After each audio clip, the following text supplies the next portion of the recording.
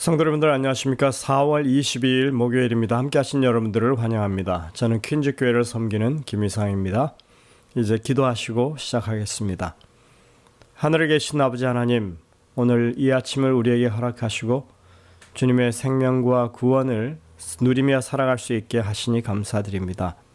저희들에게 언제나 밝은 그런 마음과 정신을 허락해 주셔서 하나님의 뜻을 먼저 생각하고 그것을 우리에게 이룰 수 있는 그런 지혜와 능력을 허락하여 주시고 또 주의 능력을 힘입어 생애하는 방법을 저희들이 계속 훈련받고 그렇게 생애할 수 있도록 인도하여 주옵소서. 주님, 오늘 이 아침에도 주님 앞에 기도드리는 주의 백성들 기억하여 주시고 삶의 여러 가지 어려운 상황 가운데 처해 있는 주의 백성들, 또 질병으로 고통당하는 주의 백성들을 주님께서 인도하시고 어루만져 주셔서 하나님의 귀한 능력의 이루심을 경험하게 하시고 치유하심을 맛볼 수 있도록 주님 인도하여 주옵소서. 저희들이 이 땅에 살면서 참으로 하나님의 그 높으신 뜻을 바르게 이해할 수 있도록 늘 이끌어 주시고 또 하나님의 능력이 우리와 함께 행하고 있다고 한 분명한 믿음을 가지고 어떤 어려움이 있든지 주님 앞에 구할 수 있는 저희들의 삶이 되게 하여 주옵소서. 이 아침에도 주님의 성령을 우리가 구하오니 우리와 함께 하시고 말씀하시고 또 우리의 마음 가운데 분명한 깨달음을 가질 수 있도록 인도하여 주옵기를 예수님의 이름으로 간절히 기도드립니다. 아멘. 네, 오늘의 제목은 언약의 의무들입니다. 먼저 창세기 18장 19절에 있는 말씀을 보시겠습니다. 내가 그로 그 자식과 권속에게 명하여 여호와의 도를 지켜 의와 공도를 행하게 하려고 그를 택하였나니 이는 나 여호와가 아브라함에게 대하여 말한 일을 이루려 함이니라. 우리가 하나님의 언약을 공부하면서 살펴본 바로는 언약은 하나님의 율법이 매우 중요한 요소가 된다고 하는 것을 알 수 있습니다. 하나님이 이끄시는 언약은 구원과 회복을 목적으로 합니다. 이 모든 과정은 하나님의 용서와 은혜 위에서 이루어지는 일들입니다. 그러나 용서하고 은혜를 베푸시는 목적은 우리를 죄로부터 벗어나게 하려 하는 것이지 죄에 대해서 면죄부를 주려고 하시는 것이 아닙니다. 이러한 과정은 인간 스스로의 힘과 노력으로는 결코 이룰 수 없는 것이기에 하나님의 은혜가 절실히 필요합니다. 우리는 스스로의 의지로 죄를 극복할 힘을 가지지 못하고 있습니다.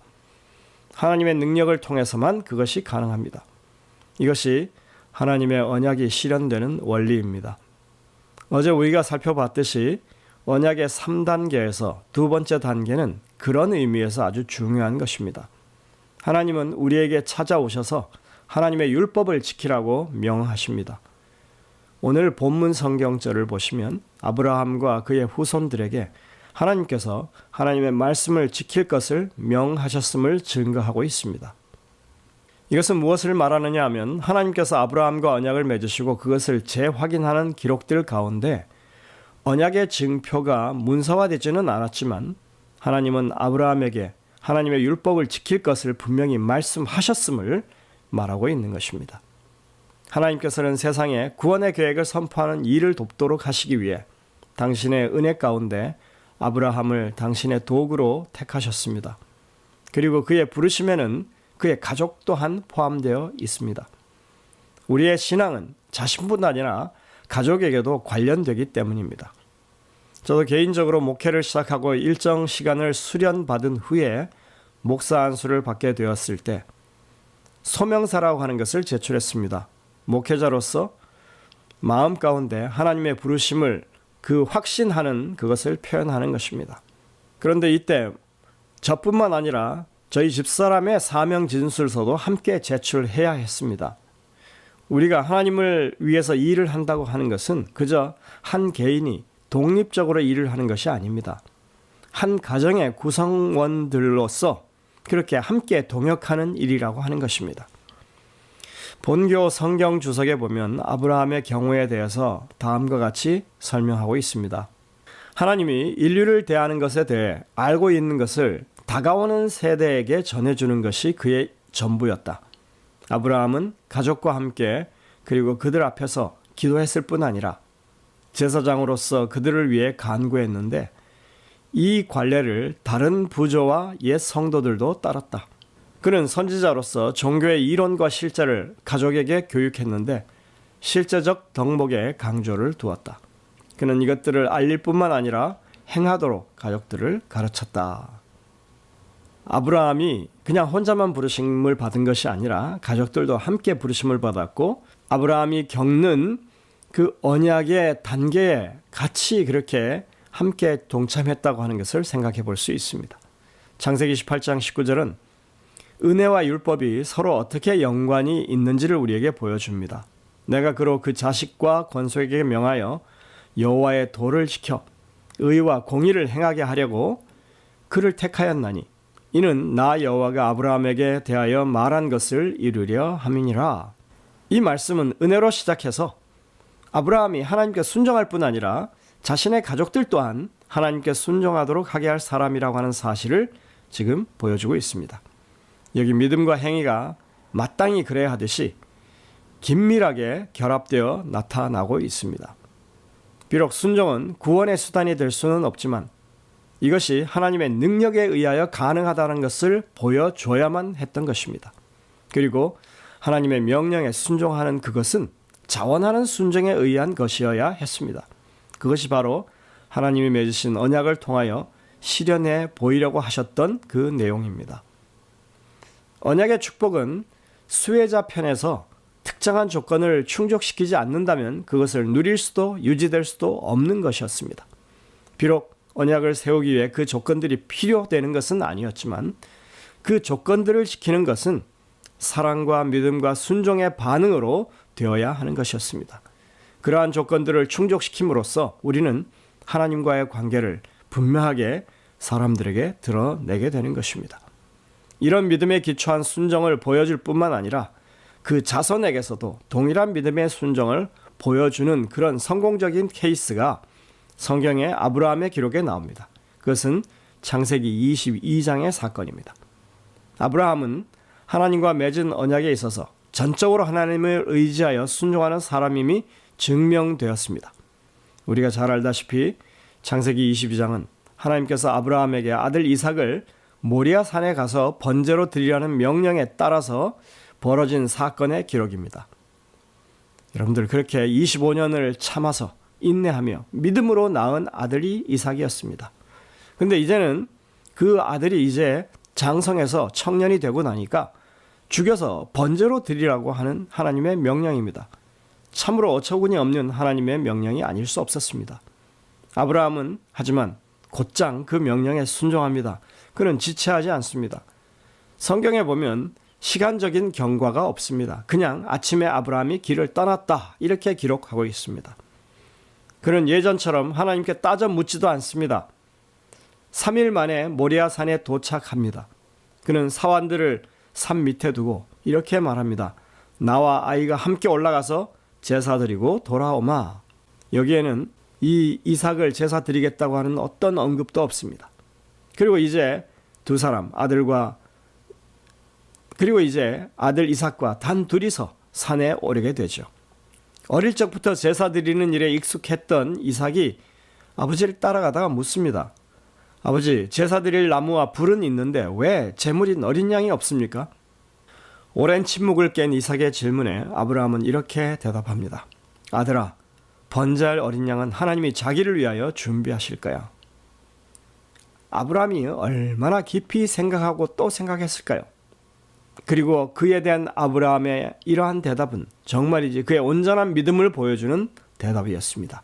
사실 그의 말, 하나님이 준비하시리라고 하는 말은 히브리 말 그대로 하자면 아들아, 하나님이 지금 보시고 있단다 이런 말입니다.